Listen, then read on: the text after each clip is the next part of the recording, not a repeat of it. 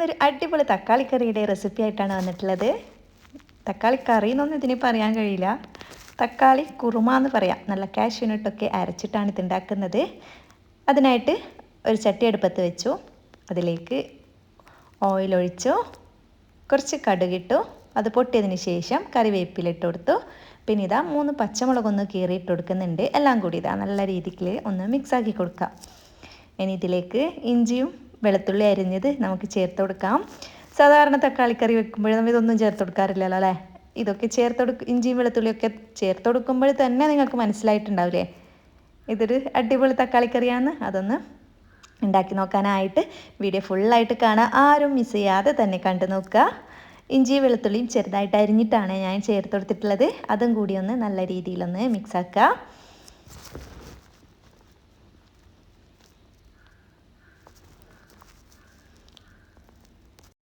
ഒരു medium size വലിപ്പത്തിലുള്ള ഉള്ളി ചെറുതായിട്ട് അരിഞ്ഞിട്ട് ചട്ടിയിലേക്ക് ചേർത്ത് കൊടുക്കുന്നുണ്ട്.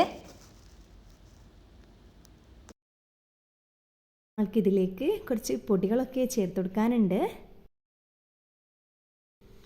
1/4 ടീസ്പൂൺ മഞ്ഞൾപ്പൊടി, 1 ടീസ്പൂൺ മുളക് പൊടി, 1 ടീസ്പൂൺ മല്ലിപ്പൊടി എന്നിവയാണ് ചേർക്കേണ്ടത്. ഇതിൻ്റെ കൂടെ തന്നെ ആവശ്യമുള്ളത്ര ഉപ്പും ചേർക്കുക. ഞാൻ ഉപ്പ് ചേർക്കാൻ കാര്യമായിട്ട് മറന്നിട്ടുണ്ട്. ഫസ്റ്റിൽ ഞാൻ ഉള്ളി ചേർത്ത പാടനെ എപ്പോഴും ഉപ്പ് ചേർക്കുന്നതാണ്, പക്ഷേ ഇതാ ഉപ്പ് പിന്നെയാണ് ഞാൻ ചേർത്ത് കൊടുത്തത്. ഈ ഒരു മുളകൊക്കെ ചേർക്കുന്ന ഒരു ടൈമിൽ തന്നെ ഉപ്പും കൂടി ആവശ്യത്തിന് ചേർക്കുക. 1 ടീസ്പൂണാണ് ഞാൻ ഉപ്പും ചേർത്തത്. പൊടികളൊക്കെ ചേർത്തതിന് ശേഷം ലോ ഫ്ലെയിമിൽ വെച്ച് നല്ല പോലെ ഒന്ന് മിക്സാക്കി കൊടുക്കുക. ഇനി ഇതിൽ നമുക്ക് മെയിനായിട്ട് വേണ്ടത് തക്കാളിയാണ്. നല്ല പഴുത്ത തക്കാളി 4 എണ്ണം ഇവിടെ എടുത്തിട്ടുണ്ട്.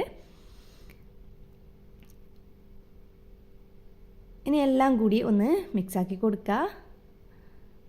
ഞാൻ ഇതാ ഉപ്പ് ഇപ്പോഴും ചേർത്ത് കൊടുത്തത് കേട്ടോ.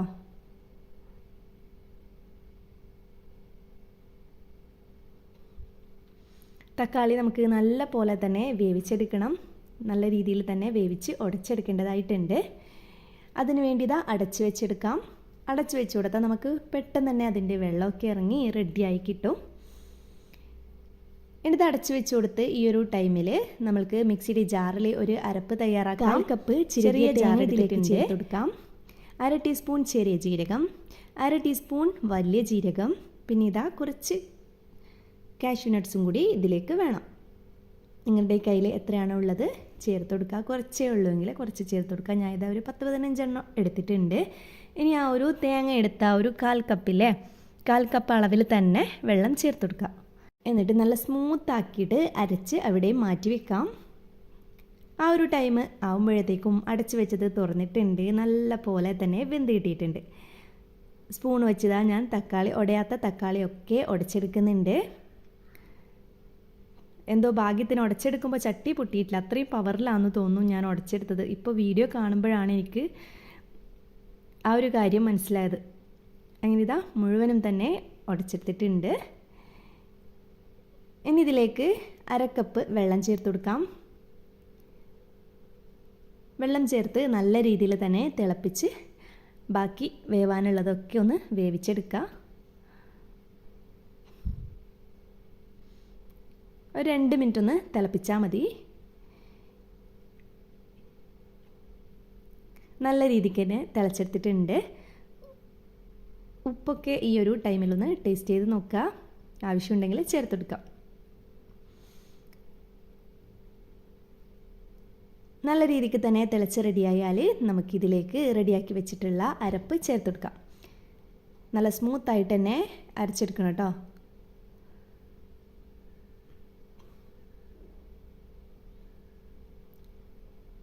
മുഴുവനായിട്ടും ചേർത്തെടുത്തിട്ടുണ്ട്.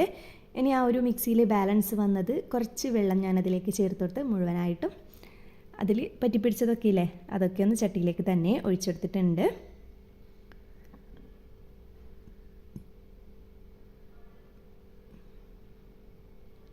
ഈ ഒരു അരപ്പും കൂടി ചേർത്താൽ ഇതാ നല്ല പോലെ തിളപ്പിച്ചെടുക്കുക. ഇത്രയേ ഉള്ളൂ, നമ്മുടെ ടേസ്റ്റി ആയിട്ടുള്ള കറി ഇതാ ഇവിടെ റെഡി ആയിട്ടുണ്ട്. ലാസ്റ്റിൽ ഇതാ ഞാൻ കുറച്ച് മല്ലിയിലയും കൂടി ഇതിൻ്റെ കൂടെ ചേർത്ത് കൊടുത്തിട്ടുണ്ട്. പ്ലേറ്റിൽ സെർവ് ചെയ്തതിന് ശേഷമാണ് കേട്ടോ. ജസ്റ്റ് ഒരു വീഡിയോക്ക് ആ ഒരു ആ ഒരു യെല്ലോയിൽ ഗ്രീൻ കളർ കിട്ടാൻ വേണ്ടിയിട്ട് ജസ്റ്റ് ഒന്ന് ചേർത്ത് കൊടുത്തേ ഉള്ളൂ. ഇത് വേണമെന്നൊന്നുമില്ല. അപ്പോൾ ഈ ഒരു കറി എന്തായാലും ട്രൈ ചെയ്ത് നോക്കുക. ചപ്പാത്തിയുടെ കൂടെ അല്ലെങ്കിൽ പൊറോട്ടയുടെ കൂടെ വരെ ഇത് നല്ല ടേസ്റ്റ് തന്നെയായിരിക്കും. അങ്ങനെ ഇതാ ഈ ഒരു റെസിപ്പിയും കൂടി ഇവിടെ ഫുള്ളായിട്ടുണ്ട്. ഇനി വേറൊരു വീഡിയോയുമായി കാണുന്നത് വരെ എല്ലാവരോടും bye. Thanks for watching my video.